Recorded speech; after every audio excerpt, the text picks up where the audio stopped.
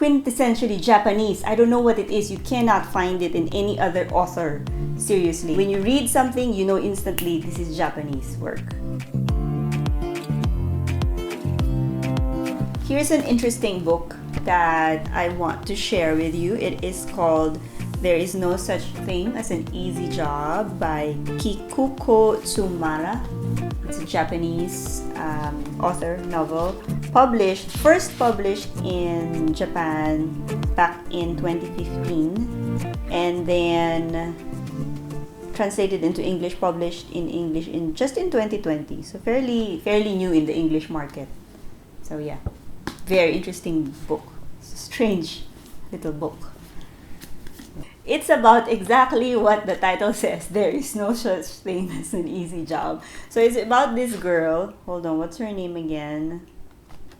Sorry, because it's been a few weeks ago, a while back since I read it. So I can't remember the name of the girl. But anyway, it's about this girl who quit her job because she got burnt out.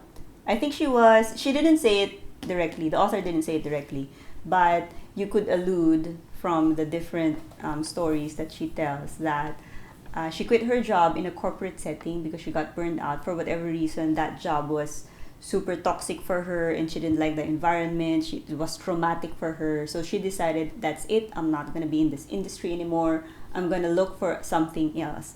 And the funny and interesting thing about it was that she decided that she would want to work for or in a job that has kind of like the least amount of responsibility and the least interaction with other people. So she is in that headspace na parang ayaw niya na, she got turned off with the corporate setting and with dealing with people. So she doesn't want big responsibility. She just wants a small responsibility that pays decently so she could have her, salary. Parang ganun lang.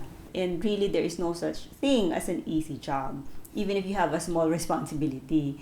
And the strange thing about the whole thing also is that yung mga trabaho, the jobs that she finds or she ends up doing, are all very strange. These are all very strange jobs, very odd jobs talaga. And true to Japanese fashion, Japanese writing also, it is strange, a little quirky, a little cheeky, a little mystery.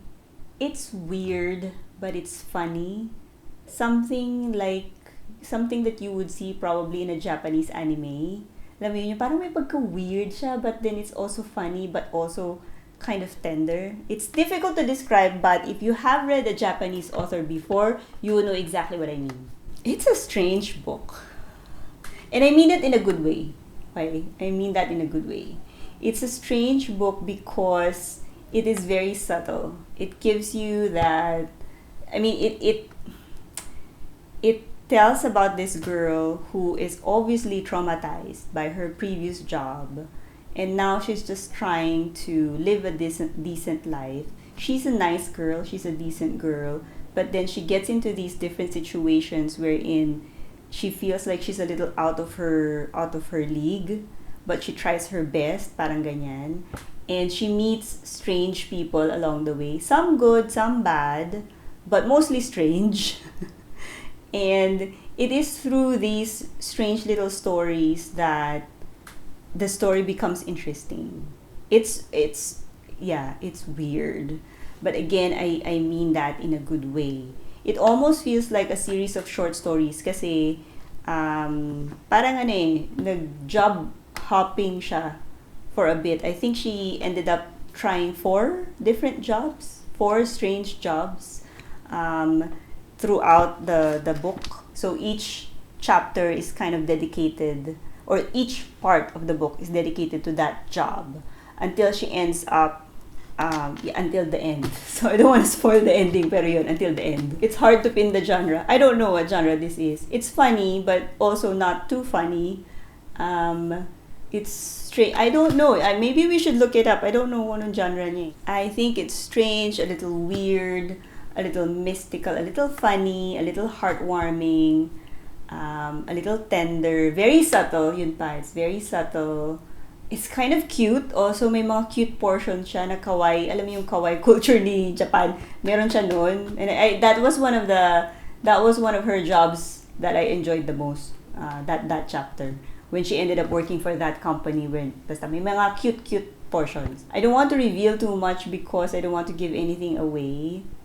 I kind of enjoyed it. The first time I read it, I got through the first chapter and then I decided it wasn't the right time. I stopped reading it and then I got back to it and that's when I finished the book. I don't think it's for everyone. I think most people would find it strange. I wouldn't recommend it for everybody. But if you love Japanese novels and Japanese authors and Japanese books, I think this is one of the good ones.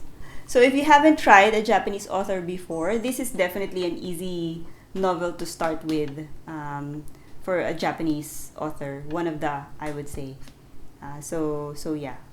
Okay naman. It's definitely one of the easier reads for a Japanese author, I think. Very light read lang siya. I think it's a fun little book. It's a bit strange, it's a bit mystical, it's a bit it's one of those things nga that you can't even pinpoint the genre. But again, there is really just something about Japanese novels. Maybe it has something to do with the translation, maybe not, but definitely there is something common about the way they write. There's a certain, I always call it, there's a certain silence or there's a certain stillness to the way they write. Be it Murakami or Ogawa, all of them have that same mood, that same kind of strangeness with the way they write, and it's quintessentially Japanese. I don't know what it is. You cannot find it in any other author, seriously. At least for me, in my experience, I haven't, but when you read something, you know instantly this is Japanese work, and that's the beauty of it, I think. So if you love Japanese authors, I think you'll enjoy this. There you go.